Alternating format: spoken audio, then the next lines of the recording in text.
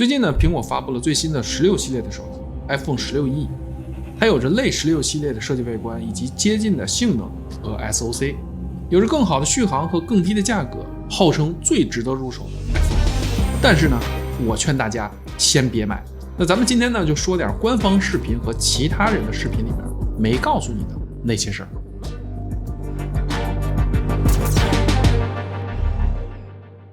那我们可以从苹果的宣传资料可以看到， iPhone 16E 的3维尺寸呢跟 iPhone 16是相当的。那相比 iPhone 16呢，重量会轻3克左右。那如果只是轻3克，那它的手感呢应该跟 iPhone 16基本上是一致的。那颜色呢就比较惨，那只有黑白两色。那这一点呢其实大家也不用纠结，那没有什么是一个手机壳解决不了的。相信大家都可以看得出来，这次的 iPhone 16E 跟 iPhone 16它的屏幕呢是不一样的，它是没有灵动岛的，那也就是说它不是挖孔屏。那我们可以从它的参数可以看得出来，那 iPhone 16E 呢实际上用的是 iPhone 13或者 iPhone 14上的那块屏幕。一个呢是它没有灵动岛，二一个呢就是它的最大亮度跟 HDR 的亮度和 iPhone 13是一模一样的。那相比 iPhone 16呢，这个还是有不小的差距的。那比较有意思的反倒是苹果的官方宣传物料。那大家可以看到这儿呢，写的是一脉相承的出色的对比度，相信呢多少都会对消费者有一些误导。那么到底是真升级还是清库存，那相信大家就一目了然了。 It's something only Apple can do。 那屏幕玻璃呢也是使用的上一代的超瓷晶面板，而不是 iPhone 16的最新一代的2代的超瓷晶面板。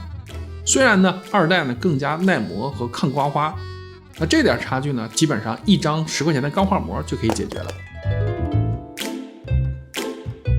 那我看很多博主呢都在吐槽这个 iPhone 16E 的 SoC 呢是阉割版的 A18。 那虽然呢它是少了一个 GPU 的核心，但是呢我们可以从 iPhone 16以往的性能测试的表现上来看，应对日常的负载呢应该还是绰绰有余的。即便是少了一个 GPU 核心，对于日常使用的软件，那普通用户呢大概率不会有太明显的感知。让我惊讶的反倒是这浓眉大眼的苹果也开始搞英特尔的那一套阉割核心的策略了。一个 A18 的芯片愣是搞出了标准版、Pro 版和最新的阉割版这3个版本。哇哦！那么另外一个被大家所诟病的点呢，就是它后摄呢只给了一个镜头。那这一点呢其实是延续了 SE 系列的一个老传统了。而且呢大家一定不要按照镜头的数量来评价一部手机的好坏。那如果你说镜头多，那肯定牛逼。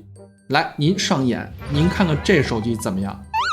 iPhone 16E 呢使用了16同款的4800万像素的融合主摄， f1.6 的光圈，支持2倍的光学变焦，支持 4K 60P 的杜比世界。那其实在我看来，它唯一的遗憾呢则是落到了这个防抖和人像模式上。iPhone 16E 呢是光学防抖，而 iPhone 16和 Pro 系列呢则是支持传感器位移的光学防抖，所以呢它的防抖性能呢自然会差一点。但是单就说16上的这个4800万像素的主摄来说，我相信无论是拍照还是视频，那目前来说呢肯定还是妥妥的第一梯队。那至于少了一颗超广角镜头呢，大家其实也不用太在意。以往的 iPhone 的广角镜头的调教相比主摄呢其实还是有不少的差距的。我相信 iPhone 16E 的定位那也不是为了重度手机摄影用户准备的，那反正我是用的很少啊。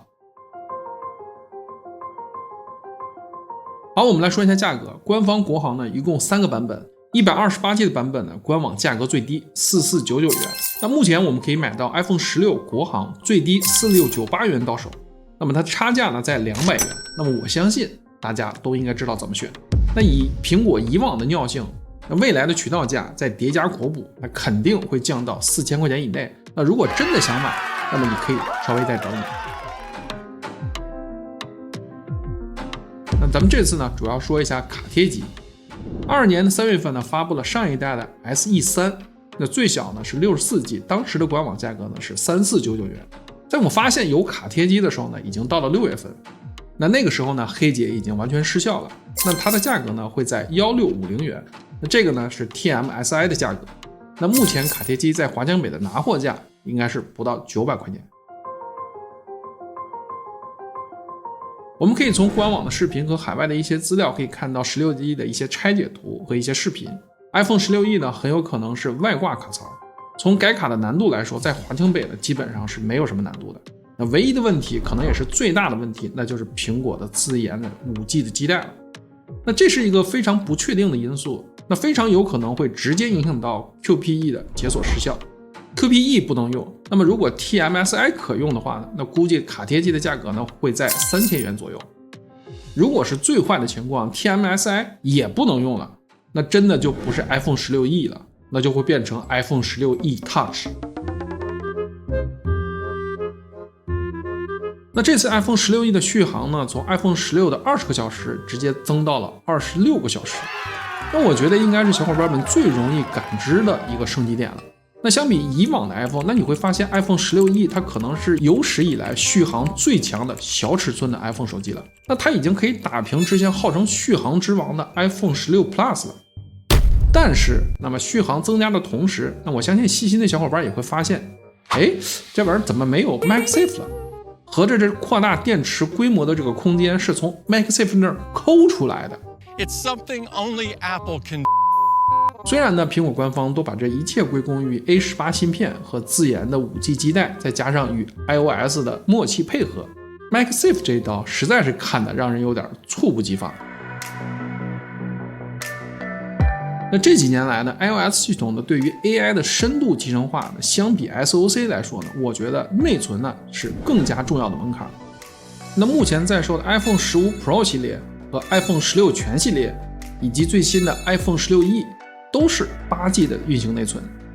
如果你对 AI 应用有需求，或者呢可能未来会对 AI 应用有兴趣，那么都建议不要看内存低于 8G 的老款的 iPhone 了。所以呢，个人认为 iPhone 16E 给了8G 的内存呢，是真的值得好评的。在 SIM 卡这一块呢，国行都支持双 Nano SIM 卡，美版呢依旧是没有卡槽的 eSIM 版本。那日本呢和港版它是支持单 SIM 卡加 eSIM 卡的版本，同时也支持双 eSIM。iPhone 16E 呢，它并不支持 WiFi 7。那如果你家有 WiFi 7的路由器，或者是对 WiFi 的传输有更高的要求，那么你就更要谨慎的选择了。那这次呢 iPhone 16E 阉割了 UWB 的模块，那么对于那些有物件定位以及室内导航等功能呢，应该会有所影响。比如说汽车的智能钥匙啦，有相关需求的用户呢，就更要慎重选择了。看到这里呢，如果你跟我一样喜欢直屏轻薄的手感，喜欢小尺寸并且拍照不多呢，那么建议大家跟我一起等待下一代的 iPhone 17 Air 吧。